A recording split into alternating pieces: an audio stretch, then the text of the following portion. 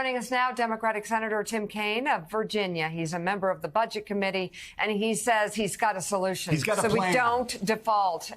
What's the plan? Well, guys, great to be with you. You know, I got a two-stepper. First, the easiest thing is don't negotiate on the debt ceiling, clean debt lift. If the Republicans want to negotiate on spending, guess what? We do that every year. That's called writing the budget. The House will write their version. The Senate will write our version. They'll be very different. Then we sit down at a table. We hash it out. And so Speaker McCarthy and his Republican majority, they've got the negotiating tool in their hand, which is the budget that they're writing for FY24 that we're working on right now.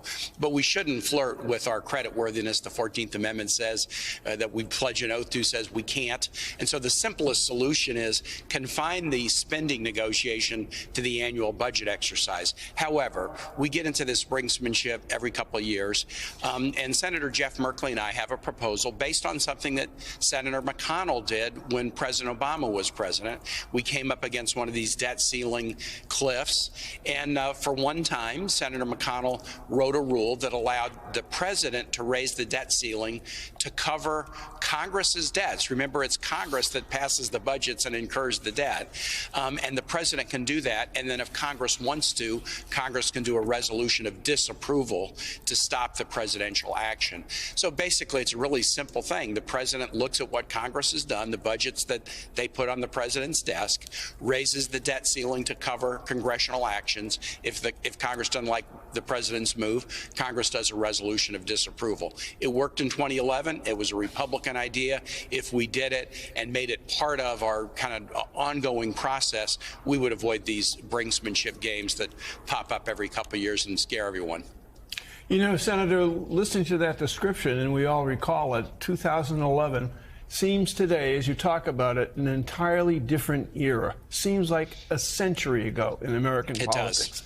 So what do we do now, Senator Kaine, with regard to the deficit and the bill and everything like that, when yesterday the President of the United States met with the Speaker of the House, who this morning or tomorrow morning or next week could be out of office because one of his people stands up and urges a vote on his speakership? What do we do about that?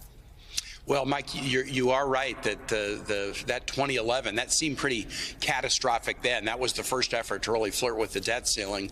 Oh, my gosh, but that seems like Marquis of Queensberry rules compared to now, right? I mean, it's gotten so much tougher, and the Speaker McCarthy's support is very, very narrow. But again, let's separate issues that don't have to be combined.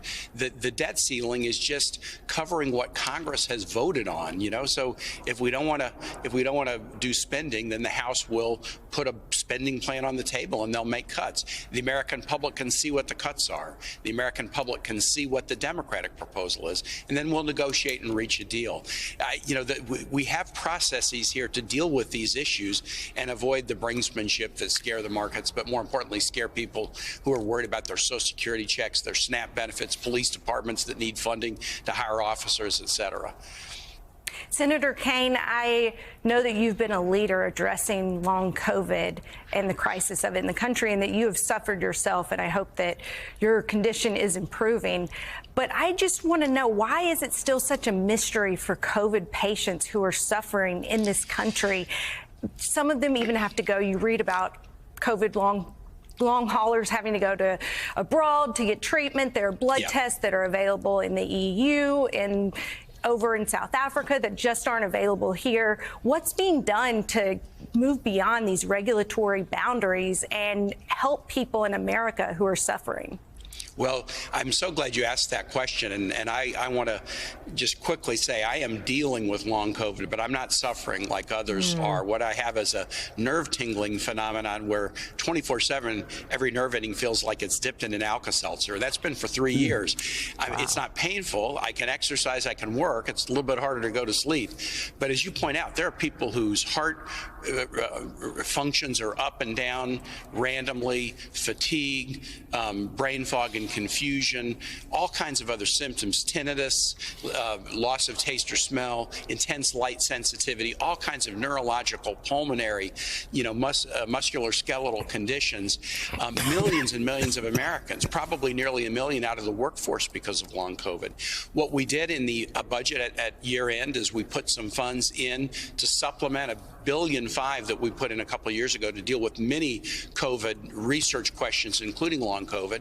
We're starting to find some promising treatments even before we fully understand causes, but it's still too much a one-off, does your doctor get it or not? I had a patient forum last Friday and heard some really heart-wrenching stories about people who are not being believed, even by physicians, when they seek help for this. So on the Health Committee in the Senate, at the Help Committee, we've got to do more to shine a spotlight on this to make sure people understand we're listening, we believe them, and we are moving forward on research. And the good news is we are finding some treatments that work, but we just have to get more of that information out in people's hands. You're right, Senator. There's no question it's very real. There are people a couple years on still dealing with the impacts of their bouts with COVID. A couple of weeks ago, Senator, you still, it appeared, were undecided about whether you were going to run for re-election, threw a little bit of a scare into some Democrats who want you to hang on to that seat for as long as you can.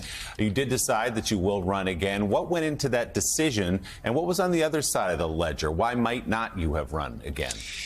My wife put her finger on it. It was a hard decision, ultimately not a close one, but she put her finger on it. She says, hey, you're making an 8-year decision, 2 years of a campaign and 6 years of a term. And most of us, I make a decision about what I'm having for lunch today, but an 8-year decision, you better think it through. And I'll be real candid. What I said was I summarized all the pluses and minuses of starting a new chapter in my life when I'm still young and healthy enough to do it, and continuing now 30 years in elected office from city council to 2024. My re-election, and I assigned each position the new chapter and continue a Bible verse. The new chapter was from Ecclesiastes, for everything there is a season and a time for every purpose under heaven, and the keep at it was from Galatians, do not grow weary in doing good, for you'll reap a great harvest if you don't give up. And then I drove around the state for the first 2 weeks in January, and I didn't think about my list of pluses and minuses. I just thought about those 2 verses, and I found myself kind of just getting closer and closer. I think Galatians is more in tune with me right now than Ecclesiastes. And so by the end, look, this job has some weariness to it, especially with COVID and everything else. But we do a lot of good, at least to have the capacity to, and I got a lot more I want to do. That's amazing. Right. Democratic Senator Tim Kaine of Virginia, thank you very much. Be well. We appreciate your coming on the show this morning. You bet, okay, guys. so Shell.